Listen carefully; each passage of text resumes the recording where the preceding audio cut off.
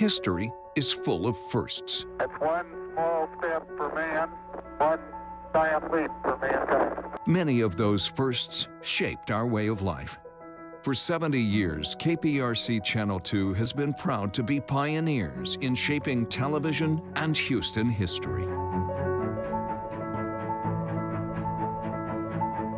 a state the size of Texas, everyone can enjoy. Causing the storms Thursday.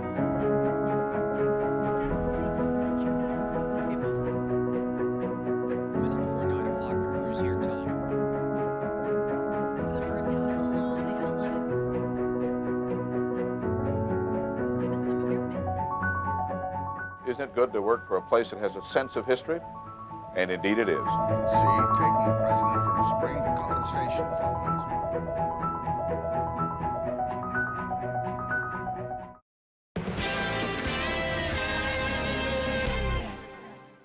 If you have something you'd like Channel 2 Investigates to check out, call the tip line at 713-223-TIPS or email investigates@click2houston.com.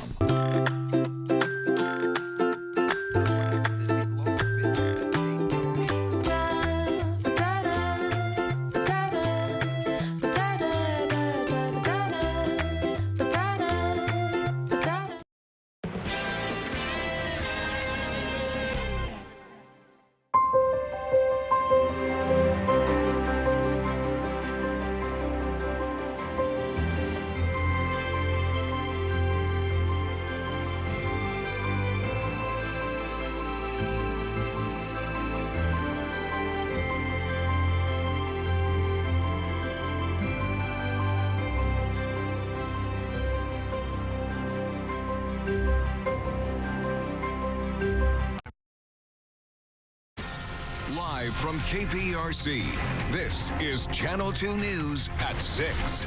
It is where they spend their afternoons, their weekends, their summers. Your children playing sports under the guidance of an adult that you may not even know. How can you be sure that your child's coach can be trusted? Good evening and thank you for joining us. I'm Dominique Saxa. And I'm Andy Sirota. From softball and soccer to track and taekwondo, there's no shortage of youth sports to choose from, but we've seen too many stories lately where coaches are being revealed as suspected child predators. And that's why this is a must-see for parents. Channel 2 investigator Joel Eisenbaum with a special report tonight. Who's coaching your children? The Pearland softball coach now accused of inappropriately touching and kissing young girls. Continuous sexual abuse of a child. Say he tried to have sex with 2 children. Can we go just one day? He assaulted one of his athletes. Can we go one single stupid day without hearing about a kids organization, a softball coach, a martial arts instructor, and on and on? Deputies arrested him for 2 counts of sexual assault of a child. Countless stories about the adults we trust with our kids being revealed as evil monsters, suspected sexual predators. I mean, you're going to be trusting your children with these people. You want to know who you're trusting them with. And it's clear criminals continue to teach youth sports. An independent background checking firm recently found nearly a third of applicants involved with kids' teams that use public parks have criminal backgrounds. The first thing to do is to ask the facility or the agency if they do background checks, and hopefully that they do. Channel 2 Investigates polled dozens of the most popular child-oriented groups, sports leagues, and clubs, and we found most perform criminal background checks. But it's to varying degrees. Track it, Ryan. Westbury Little League, for example, appears to be right on track with a dedicated safety officer who not only reviews the background checks of head coaches, but all adults who work with the kids in any capacity. I actually handle twice a year about 150 to 200 background checks for all of our volunteers. Here's the thing about it, though. Background checks, they're not enough. They're not enough because some of these guys have never been in trouble before. We find that a lot of the people that we are investigating are first-time offenders, or at least it's the first time they've been caught. So they don't have any type of criminal history, and so that makes it a problem.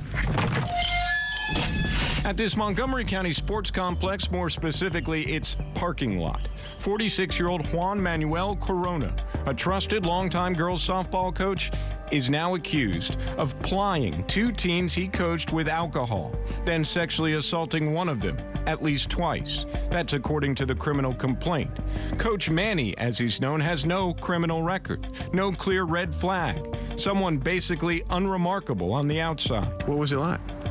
Seemed to be a night. I mean, I did not know him, literally. It seems the player's parents didn't know him either. Most coaches are good, but do not let your guard down. When it comes right down to it, we are talking about your children, your responsibility. Keeping your eyes on your kids is the ultimate safeguard. I do private lessons at my home with my child. It's at my home, but I'm still going to sit there and keep my kid in my line of sight. Problem coaches can bounce from league to league, so make sure you keep an eye on staff turnover. Now, we've put together a comprehensive list of the groups, leagues, and organizations that do perform background checks, and you can check it out at click2houston.com/investigates. We're live in Northwest Houston tonight. I'm Joel Eisenbaum, KPRC Channel 2 News. We appreciate the reporting, Joel. Thank you. We are starting this week with spring-like temperatures, but it's going to end feeling more like winter. That's right. Another cold front on the way. Frank is here with the timeline for our next big temperature drop. I'll tell you, enjoy it while we have it, right? Temperatures this afternoon, 73 at Bush, Hobby, 70 in Galveston, spring-like indeed. And so we're going to see a little bit of a cool down as we go into tonight, but I think it's all in all going to be fairly pleasant. Right now, 63 in Conroe, but 59 already in Cleveland, 65 in Houston, 64 in Sugar Land. I'd grab a light jacket if you're headed out tonight. The winds are calm, but if anything, they are out of the northwest, so not a big influx of cold air tonight. We'll go gently down through the 60s. Once we get past midnight, down into the 50s, the mid-50s to some upper 40s and low 50s overnight. So that's front number one. That brought the rain. These skies are going to continue to clear, and then there's front number two. That's the one that really shakes things up, with wind on Wednesday and a cold one for Thursday. So Tuesday, get out the sunglasses. Windy for Wednesday. Get out the chapstick on Thursday. You might need a parka to start. I'll have all the details straight ahead. All right, Frank, thanks so much. Only on 2 tonight, identity theft in the drive-thru. A teenager working the window at a McDonald's accused of stealing customers' credit card information. Investigators say that worker, a high school student, stole dozens of credit card numbers at the fast food restaurant in Cypress. Our Sally Mamdou live at the McDonald's on Telge. Sally. Andy, I spoke to one of the victims, and she tells me she didn't know she was racking up charges until she got a call from the Harris County Sheriff's Office. Some customers at this McDonald's on Telge and Jarvis Road paid a high price for their drive-through orders. Lacey Martinez was one of those customers. You're not thinking that, hey, this person's going to try to scam me or take advantage of me, especially, they're working at McDonald's. According to court documents, pictures of Lacey's credit card number, as well as 27 others, were found inside the cell phone of an 18-year-old McDonald's employee who worked the drive-thru. Investigators discovered video that showed the employee taking customer credit card numbers with her cell phone over 55 times. The employee, who has now been charged with fraudulent use of identifying information, stole 3 of Lacey's credit card numbers, totaling $500 in charges. I would go to that McDonald's for breakfast and occasionally for, dinner. And I would use different cards there. An eye-opening experience that has Lacey and her family now constantly double-checking all of their credit card statements. We're going to check everything from now on more regularly than what we were. So, it's sad that it happened. And that there's a lot of people apparently that it's happened to at this one place. When confronted by investigators, the suspect told them that she didn't mean to do any harm to any of these victims and that she was just buying food for herself and her friends. We're live in Northwest Harris County. Sally Mamdou, KPRC, Channel 2 News. Thank you, Sally. The coronavirus crisis continues to cause problems across the globe. The big headline today, stock markets plunging after the number of cases surged in Italy and South Korea. The Dow dropped 1,000 points, posting its worst day in 2 years. That's the third worst point drop in history. Another coronavirus headline comes from Congresswoman Sheila Jackson Lee. She says she is, quote, raising the alarm. Jackson Lee has announced that she has sent a letter to the president calling for action in raising awareness about the virus and working to implement preventative measures. I'm disturbed about the lack of information that is coming to our employees, our workers in the health arena, our traveling public, and our health providers who are throughout this community. The Centers for Disease Control has confirmed 6 cases of coronavirus in the San Antonio area, 5 of which come from the group of passengers from the Diamond Princess cruise ship. Houston police are still searching for a 14-year-old boy accused of shooting his 5-year-old sister. This happened overnight at an apartment complex on West 34th Street near Mangum. Investigators tell us the mother woke up to a gunshot and saw her son pick up the gun and run away, leaving his sister shot in the stomach. The girl was rushed to the hospital. Her grandfather tells us she's in critical condition, but is stable tonight. New at 6 o'clock, a coyote warning from Rice University. The school says everybody on campus or near campus should be on alert after several sightings there. The Rice U Police Department has received multiple reports. Those coyote sightings happening at various locations around campus. They include 4 spots: Kraft Hall, the North Annex lot near the Rice Boulevard crossing point at Gate 20, the North Colleges area, and near Seawall Hall. We are remembering a NASA legend, a pioneer who opened doors for women and African Americans. Katherine Johnson, a mathematician. Her story recently portrayed in Hidden Figures. Tonight, with her passing at age 101, her legacy is being felt by so many, including those living in the trail that she blazed in our space agency. Marianne Martinez live at Johnson Space Center with how our local space community is remembering Johnson. Marianne. Well, Andy, Monica Foley is the 3rd highest ranking woman here at the Johnson Space Center. She is an African-American woman and says she does not believe her story would have been possible without Katherine Johnson. I came to NASA, started off as a flight controller for the International Space Station, went back to school to MIT to get my MBA in data science. I've worked for the International Space Station program. I've negotiated contracts with the Russian government on behalf of the U.S. government for many years, and I am now the Chief of Staff here at Johnson. Monica Foley is accomplished and impressive. She's a Chief of Staff to the Director of the Johnson Space Center, something she does not believe would be possible without Katherine Johnson. I don't think so. I think Katherine opened the door for diversity within the agency. During the 50s and the 60s, Katherine Johnson broke gender and racial barriers at NASA. Her calculations helped send John Glenn into orbit. Johnson worked on almost every NASA space mission for over 3 decades. Her scientific contributions will be felt for many, many, many space programs to come. The math was true. The calculations were dead on. We can adapt to that which we've learned, to even our program, the Artemis program, where we will put the very first woman on the moon. We stand on the shoulders of Katherine Johnson to get us there. Foley says she believes the legacy going forward of Katherine Johnson should be to younger children that it doesn't matter where you come from, what you look like. If you work hard enough and you have a brain and the smarts to get to NASA, you could be here too. Reporting live from NASA, Marianne Martinez, KPRC, Channel 2 News. All right, changes, they are coming. You can see there's the rain that has moved on out of here. We have this nice clearing line with a lot of sunshine. It's going to be a fairly warm Tuesday. Then Wednesday is the change day, and Thursday, a touch of winter. Your forecast straight ahead. Randy? All right, Frank, when the regular season arrives, the road fans will let the Astros have it today. A glimpse of perhaps what's to come. The Astros, what they said about the comments, who led their big offensive day as well against the Detroit Tigers in Lakeland. I'll bring it to you ahead in sports. And only on 2 tonight, serious concerns on Houston's Sunnyside neighborhood. Urban farmers say their hard work is being destroyed by a business. Next on Channel 2 News at 6.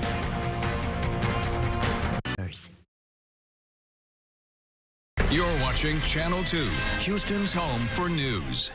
Only on 2 tonight, it is a case of David versus Goliath. Small urban farmers saying their way of life is being jeopardized by a growing business nearby. Neighbors claim that business is causing a big mess and threatening their livelihood. Urban farmers say that is the story that's playing out right now in Houston's Sunnyside neighborhood. Our Sion Rhodes live there tonight with farmers' efforts to save their businesses. Sion? And this farmer says it's been a very difficult battle. Take a look. He says his farm is nothing like what it once was. Robert Harding has worked this acre-and-a-half plot of land for 3 years, but not with the usual techniques. These systems are part of what we teach people how to do, farming without disrupting the soil. He's a hydroponic and aquaponic farmer. We're about farming, but in an ecologically healthy fashion. But Harding says he's now in a battle to save his growing business. I think it is like a David and Goliath situation. Next door to this small urban farm, mines owned by Sprint Sand and Clay. They wreaked havoc on the whole neighborhood. 6 months ago, Harding says the company cut down the wood surrounding his farm. So all the insects and whatnot that used to live over there had to go someplace and have something to eat, so they came over here and started consuming our farm vegetables, and we've lost just 2 crops since then. Then he says the company put up this barbed wire fence. They built this fence so close to our house that we can't get our farm equipment back here or our truck to move our vegetables to market. Harding says he asked the company for a 2-foot easement. But they refused, even though they have all this land, as far as you can see practically, they refused to give us 2 feet so we can keep our young farm alive. Now he says he's not sure what's next. Pretty helpless and pretty besieged, beat down, because we really fought as hard and long as we could. And hopefully we'll be able to get another place soon and keep on moving forward. We did reach out to the company for a response. Our email and calls were not responded to. Reporting live, Sion Rhodes, KPRC, Channel 2 News. We are following breaking news. Sky 2 live over a fire right now along Broadway near Howard, just north of Hobby Airport. There have been no reports of any injuries, but you can see quite a bit of smoke there at the scene as emergency vehicles are responding. We are working to learn more about what sparked the flames. We do have a crew headed to that scene right now, and we'll bring you an update as we learn more. Well, today's morning showers just gave way to some gray, gloomy skies today. I'm telling you, a couple of inches south of I-10, an inch or more north of I-10. So I heard it coming down about 5 in the morning. So it was nasty for morning carpool. Yeah, it was tough. Well, take a look. I've got 2 clicked events from the same person. This is Ted Bergeron. This is this morning. No golf today. Soaked. And then this, same idea here. Finally, some clearing skies this afternoon. Looks good. So there you go. That tells the whole weather story right there. Pollen count, not too bad, except for oak tree. It has been high, and nothing for ragweed. Grass is low. Mold spores are low. But, of course, it's all those yellow things, and I blog about them. That's my sidewalk. It looks like a lot of worms, but it's not. Click to Houston.com/weather. Read all about it. Exact Track Radar. The rains are out of here. The skies are beginning to clear. In fact, the thin cirrus clouds are probably going to be the only thing left with us tonight. So it's looking better and better. 64 with a west wind at 5 miles per hour. Galveston just stopped. Sure was fun this weekend down there, I'll tell you that. 66 with a west wind at 8. Humidity at 70%. So a lot of mid-60s. We're going to have a slow trek down through the 60s into the 50s overnight. Humidity starts to lower, 47, 48% out to the west, 48% at Tomball and Hobby, still 58% at Pearland. But the dry air with these winds, which are fairly calm, but if anything out of the west and the northwest, that's a dry flow. So more and more things are going to continue to dry out for us. So here's the big picture. You can see there's the front that has come on through. Low pressure up in St. Louis. So that's the rain front. This next one is the cold front. And when it moves in, you're going to know it because that wind is really going to start to howl a bit. So here's the way it all shapes up. That low's out of here. This one, that moves in. Before it gets here on Tuesday, I think it will warm up probably to about 70. So it's going to be a nice Tuesday. This comes in Tuesday night. When it does, there may be a shower at the coast late Tuesday night, but not much of one. So Wednesday, between that low and that high, it really is going to be windy. Now, finally, with that cold, windy atmosphere, that high settles in over the area, and we get a clear, calm, cold sky. That's what allows temperatures to crater on Thursday morning. That's it, though, just Thursday morning. We'll get to Friday, Saturday, Sunday. The warm return comes in. We may see a few more clouds on Sunday, but all in all, it stays dry, and it continues to warm up into a nice weekend. The power planner, in fact, takes us tonight from the 60s to the 50s to overnight lows around 50, 52. So that's tomorrow morning at 7 a.m. Then as we go into the afternoon, my computer wants to say 66. I think that we'll probably make it to 70 in a lot of spots because we're going to be under full sunshine and the winds won't be too strong tomorrow. It's Wednesday that the winds pick up. So these numbers to Wednesday morning will be 42 to 45, and then in the afternoon only 50, 52, maybe 54. So it's going to be a cold, windy, raw Wednesday. It's not going to rain, but it's going to be cold. Then it's really clear and calm on Thursday, but that means we get down to freezing. This is the the European model, has 33 at Bush. The RPM has 35, the GFS 36, and the NAM 38. But going with the worst case scenario, which right now is the Euro, some freezing numbers, Liberty to Livingston, Conroe, Huntsville, and certainly outlying areas, especially north and west, could drop down to 30, even some 29s out there. So watch for north and west for Thursday. In the meantime, 70 for tomorrow, Fat Tuesday. Look at this wind, northwest wind at 20. But what happens here, everybody's putting up the barbecue tents on Wednesday for the barbecue cook-off on Thursday. So that wind howling and cold weather on Wednesday is going to be a bit of a challenge for all of that. Go Texan Day is Friday. The Dynamos start their season Saturday. The rodeo parade in great shape there. And then we're into March, which may come in a little bit like a lion. We're going to be watching Tuesday and Wednesday. We can see some severe weather across the state as we move into next week. But this week, no severe weather. It's just going to get cold for a morning. Yeah, maybe one of the last freezes of the season. Huh? Probably. Yep. Yep, that's about right. Yep. Okay, thank you. Randy joining us now with sports, and Astros spring training continues. Get used to it. Next few weeks, then the regular season is going to arrive. Astros hit the road for the first time. They heard some noise from the crowd there, but they put on a show. Lots of offense. We'll bring it to you straight ahead. And Kobe Bryant, of course, remembered in the house he built. We'll take you there. A big celebration of life coming up next. All right, welcome into the Xfinity Sports Desk tonight. Here's what's happening. Astros on the road today, first time all spring, making the 2-hour bus ride to the Tigers' home in Lakeland, Florida. Jose Altuve, Alex Bregman, Carlos Correa, and Yuli Gurriel all made their debuts, and the fans pretty vocal, as you can expect from the stands today. Let's take you out to Lakeland. Check it out. Great day for some baseball. Brian Abreu, 22-year-old on the mound for the Astros. He was looking pretty good. So were the bats. That is Garrett Stubbs right there with the home run, showing a little power. He's trying to win a job, and a good start today. Jose Altuve, there he is. The shot to the left field corner for the double. His first hit of the spring brings in the run. Big day for Jose. Now afterwards, Carlos Correa was asked about the noise from the stands. I didn't hear anything. Not a thing. How important was it to get out there and play some ball? It was good. It was good. It felt really good to play baseball, and once again, it's been a long time. This is what we love to do, so it always feels good when we step on that field.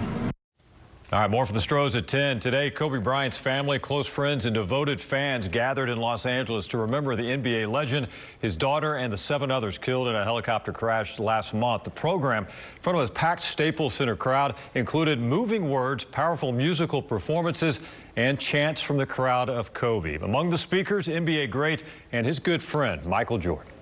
In the game of basketball, in life, as a parent, Kobe left nothing in the tank. He left it all on the floor. Celebration of life service in Los Angeles today. All right, the Rice head coach Mike Bloomgren and the Rice football team kicking off spring practice today. Football's back out there. The Owls ended last season on a high note, 3-game winning streak for Rice, and Bloomgren is hoping that momentum will carry into the spring. Right now, we have a competent team. They trust and believe our coaches. They trust and believe in each other, and they believe in themselves. And we've got to do a great job taking that and running with it this spring. All right, he's slowly building that program. It's been tough these first couple of years, but again, 3-game winning streak, something to build on. You bet. Randy, thanks so much. And we'll be right back. Stay with us. Electricity for less. One more check on that breaking news in Southeast Houston. An apartment fire on Broadway near Howard Drive, just north of Hobby Airport. Sky 2 showing us a wider view here. You can see a lot of fire trucks on the scene, but we're still happy to report no injuries. Still comfortable out there. Yeah, it's not bad. Temperatures will be in the 60s as we go into this evening. Finally in the 50s by about 11 o'clock tonight. I'll have an update at 10. All right, Frank, thanks so much. Entertainment Tonight's coming your way next. We'll see you at 10 o'clock.